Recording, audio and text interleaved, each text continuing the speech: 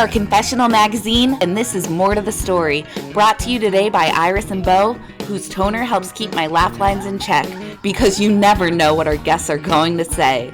Visit irisandbo.com today and use code CONFESSIONAL for 20% off. So much love in this heart of mine. Hello, everybody. Welcome to Confessional Magazine. I'm Taylor. This is More to the Story, and today I am joined with an amazing performer, artist, musician, and his name is ZAVA. Thank you so much for being here today, ZAVA. Hi, thank you so much for having me. Of course. So we are so excited to get to know your story a little bit better and how you got into this. But first, we're going to touch on your name a little bit because I'm Taylor. You're also Taylor, but you go by ZAVA for this. And I want to get into how you came up with this, stage name and the name for all of your music. And that's how people can find you. So. Yeah, for sure. So I am half Iranian. My dad is from Iran, and I had released music under my own name for a while. And then I kind of got to a point where I was like, okay, my name is so long and my last name is so foreign to some people. So I just was like, I need something that's a little bit catchier. So I was kind of doing some just research one night on the internet, like, okay, is there something in my name that I could use? And so the first four letters of my last name, AVAZ, I discovered means voice or song in Persian, which I never knew before. That's Wild. amazing. Yeah, so I texted my dad and was like, wait, is this real? And he was like, yeah, that's what it means. And I was like, why did you literally never tell me this? So I was like, okay, so AVAZ, and I was like, Avaz. I was like, doesn't really have like the pop that I was wanting. And so Persians read from right to left, which is opposite us. So I flipped it, and that's where Zava came from. I love this story. Yeah, so it's so cool to have like a little bit of like my family, Yeah, in it because too. it's still you and it's still part of you. You've just pulled and you're sharing it in a different way. And that's very cool. Yeah. So that's kind of where the name was born from. I love that. So Zava, when did you first get into music and like realize that like you have this gift and you really do you spread joy through your song, but you also put on a performance that like gets a crowd going and moving too. So how did you find the courage and just, I don't know, drive to be in the music industry? Because it's not always the easiest to follow those dreams and, Yes, for sure. So I actually grew up doing theater. I loved singing for as long as I can remember, but I think theater kind of became that creative outlet for me to perform and sing and dance and do all those things. But it wasn't really until after college that I kind of was like, you know what, let me just like really kind of explore singing, songwriting, kind of like the music industry without having any knowledge of what any of that was like. Cause I was so used to like the theater, show business.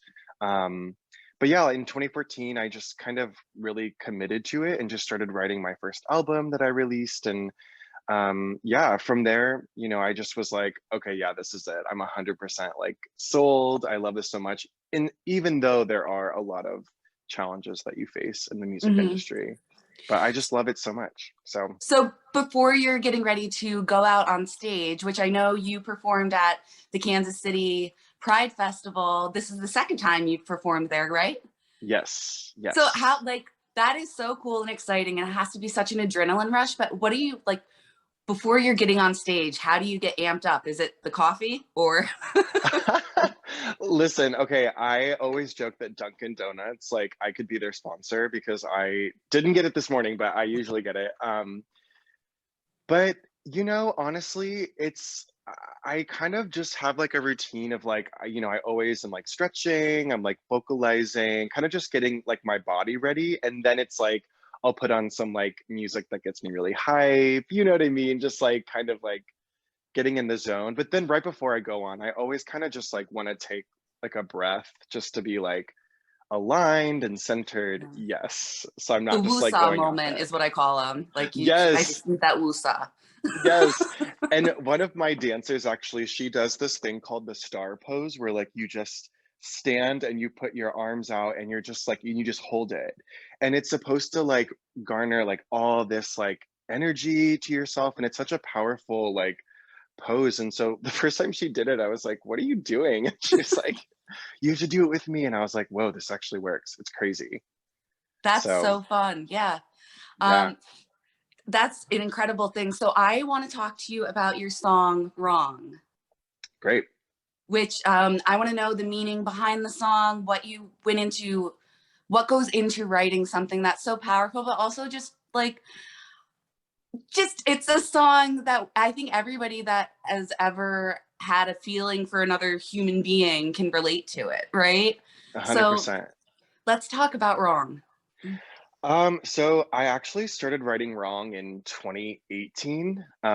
It was the first, so wrote it about this guy that I was dating, and it was kind of like the first time since a previous breakup that was really, really uh tough in the sense that like it just took me a long time to fully like heal and kind of come out of that chapter. Mhm. So I met this guy and we just had this crazy attraction chemistry. And so I just, it was the first time that I had kind of felt that like teenage dream, feeling that a lot of queer people, just don't have that experience growing up in high school, or, I never had like that romance. Yeah. So I was just feeling all those like butterflies and just things that you hear about, you see it in movies, you hear it in songs, whatever. And so I started writing this song, Wrong, and I was probably like halfway through, and then we ended things. And so I was like, okay, let me just put that away because it's just too much. But in Mhm. the middle of quarantine last year, like I just was so bored. And so I was like, let me just flip through old songs and just see if I can, find anything. And I came across Wrong and I was like, wait, this song kind of slaps. I kind of want to like pull it out of the vault Bring it and back to life.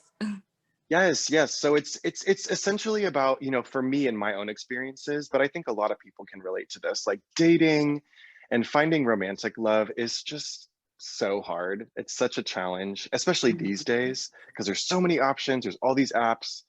And I think that, it's easy to kind of lose sight of that, you know, real love is possible, and it's possible to find someone that can, match your energy and where you're at. Mhm. And I wanted to finish this song because I wanted to write, there's so many songs that are like, the bad stuff about love or tragic or heartbreak and stuff. And I was like, you know what, let me, especially for queer people, I wanted to have a song that really gave people hope, including myself, that like it's possible to feel these things. Yeah. You are worthy of feeling them. So I just wanted to celebrate that through the song. And it does such a great job of it. And so how can people find you and your music to, follow along your journey and for new releases that we might be looking forward to? Yes. Yes. So social media, all of my handles are at this is Zava, ZAVA. And I'm on, all the streaming services and all that fun stuff. So Yeah. So going back to Wrong real quick, have you had any of, and this is just me, I guess being a gossip girl, have any of like your exes reached out to you after hearing the song and being like, is that about me? um honestly, I wish that would be so juicy, but I and it's not like we're like not on speaking terms, but honestly, they probably don't even listen to them, like, Yeah. which is totally fine because that's the cool thing about like music for me, and like one of the reasons why I write is that it's more for me just to like have that sort of like closure and owning that experience. But if one of them ever did, like, I don't even know what I would do. I'd be like, yeah, the song is about you. Whoops. Thanks I for the know, inspo. I know, literally, literally. But yeah, not yet, not yet. Yeah. So, do you have any other upcoming projects or things that you're working on? I love all of your little graphics that you put out onto your Instagram page. Like Thank you. your teaser for when you were performing at Pride. Do you do all of those graphics yourself?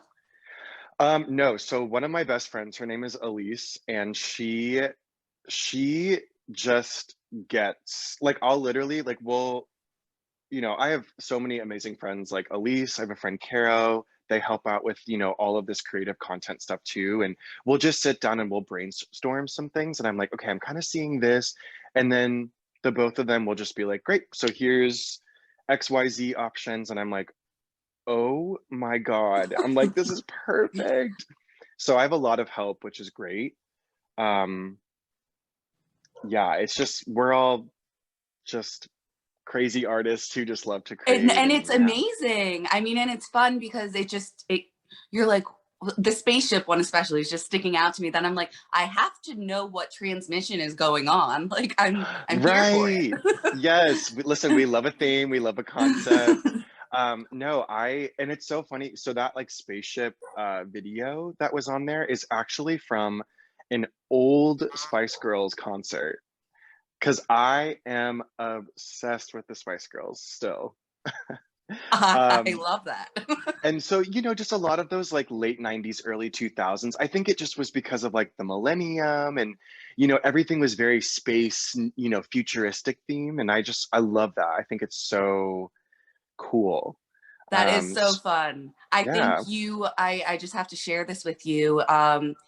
In 1999, the October going into 2000, I was the Y2K bug for Halloween. Oh my God. Yes. So see, you get it. Yeah. You were there. Like Y2K, Yep. everyone had the bunkers. Like we were like, is the world gonna end? It's Yep. crazy. But we survived. We made it. Yes. So you love the Spice Girls, but are there any other like musical influences that you would say like have impacted both your writing style and just your level of energy that you bring to it? Um, yeah, I mean, I would say Spice Girls definitely is like number one. I grew up listening to like Whitney Houston, so I feel like, I mean, she's iconic, just classic. But the throughout my life, I would say like Lady Gaga has been a huge inspiration. Currently though, like I'm so inspired by artists like Victoria Monet, who writes a lot for Ariana Grande, and her music is incredible. Um, but I think it's always just been people who are just writing music, like not really for anyone else, except for just like good vibes, whatever they're feeling. Um, and not really worrying so much about like commercial success or stuff like that. Like the The Spice heart Girls, of I the think, matter. yeah, like the Spice Girls are super fun, but it's like I don't think I never viewed them as people who were trying to like be a part of a machine. They were just all being themselves and just writing really fun, great music. Yeah, And that's kind of like the vibe that I kind of related to the most. absolutely. Absolutely. So, do Yeah. you have any upcoming shows or any new music that you would like to share with us? Okay, I don't because all of this stuff I had written all these songs the past couple of years and was waiting Right. for COVID to kind of like not go away, but things just kind of start opening up again. Absolutely. So I did a crap ton of performances and stuff and releases this summer. So I'm kind of in this place, like Pride was my last like official big performance. So I'm Uh-huh. kind of in this place where I'm like, okay, like now I can start to live What's life next? and yeah, and just like, you know, explore new sounds and kind of just figure out like where do I want to go from here, you know? So Well, that's exciting yeah, because it's just the beginning, it's just the right. beginning. So Yes, for exciting. sure. So I know it's like not exciting for you because I don't really have anything like awesome to share, but yeah, It is stay exciting for tuned. me. Just getting to know you is exciting for me, and just being able to Yeah, share your music with people. It's just that's the goal, right? We're all here to for sure. just spread happiness and joy through music and sharing each other's stories. That's it. Yes, yes. And there's so many incredible artists nowadays. Like I that's one of the reasons like I love Spotify and like, even TikTok, like just to discover like so many different artists and getting to share them. And I don't know, I am a big fan of that. So thank you for letting Of me be a part course. of it. Oh my goodness, Yeah, of course. And I can't wait. You'll just have to keep me in the loop when you do have, any little things that you want to be dropping. I'm happy to put them out there for you. So, yes. Zava, thank you so much for joining me today. And everybody, seriously, go check out his page.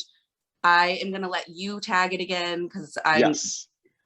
It's okay. So it's at This Is ZAVA, ZAVA.